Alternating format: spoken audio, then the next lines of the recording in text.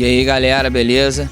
Estamos aqui de novo com mais um quadro no programa Falando Sério, com a figura mais ilustre que posso imaginar no jiu-jitsu. Para mim é uma honra estar entrevistando essa pessoa, é o mestre Pedro Sauer. Posso falar dele que ele é o maior ídolo do jiu-jitsu. E queria saber de você, mestre, como é que foi a sua origem dentro do jiu-jitsu, como é que você passou a praticar o jiu-jitsu, como você conheceu essa arte que te deixou hoje um grande mestre conhecido no mundo todo.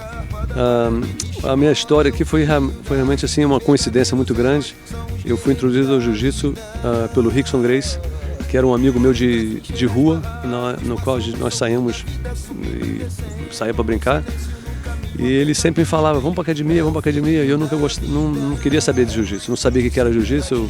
Eu iniciei minha vida com boxing, com taekwondo, com capoeira, judô, e depois que eu vim conhecer o jiu-jitsu.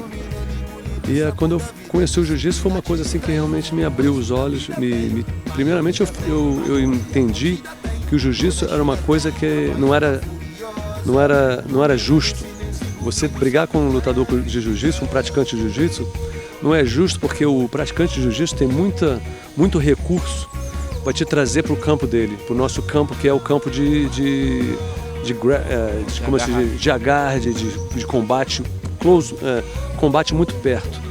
E já o outro lutador, como eu era antigamente, que gosta de soco, de pontapé, de acertar a pessoa, a gente tem uma oportunidade muito pequena para acertar. E quando você passa dessa oportunidade, você cai na mão de um pessoal do jiu-jitsu.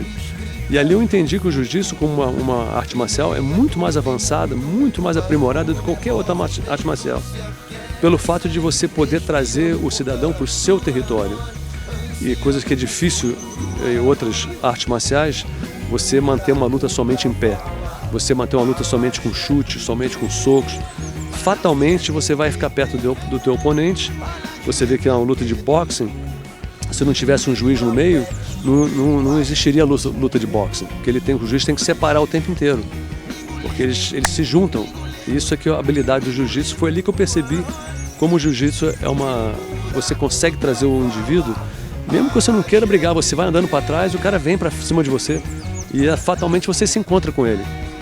Agora, o macete do jiu-jitsu é você usar isso para o bem e não usar isso para o mal e querer brigar, aprender uma arte marcial para sair brigando, machucando pessoas que não conhecem a arte marcial.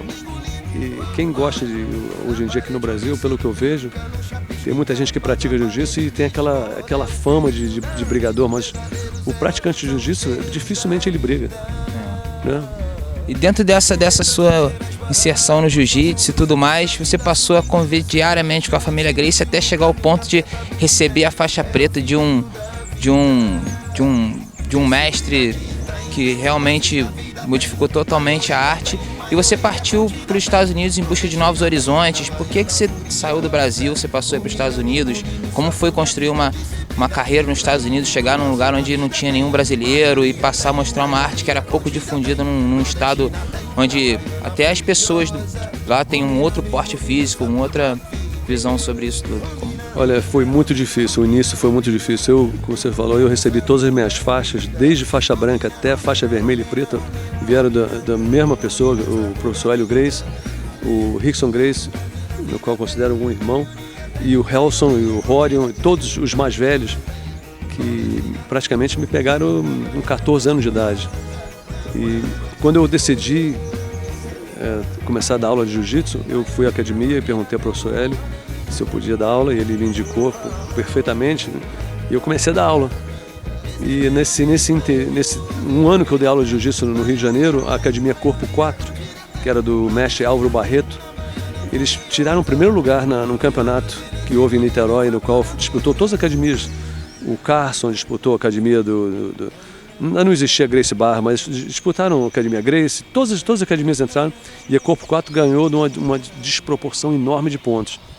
E ali me parece que o professor Hélio e o Rickson se falaram, e ali o Rickson já estava na América, e o professor Hélio falou, olha, o Pedrinho está aqui dando aula, botou uma Academia Corpo 4 aí, despontaram.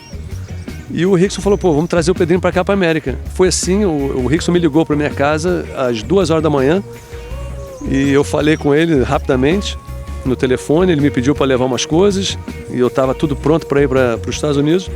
Me levou 2 semanas para ir para os Estados Unidos. Desde a primeira hora que eu falei com o Rickson e com o professor Hélio, 2 semanas depois eu estava na América, sem falar uma palavra de inglês.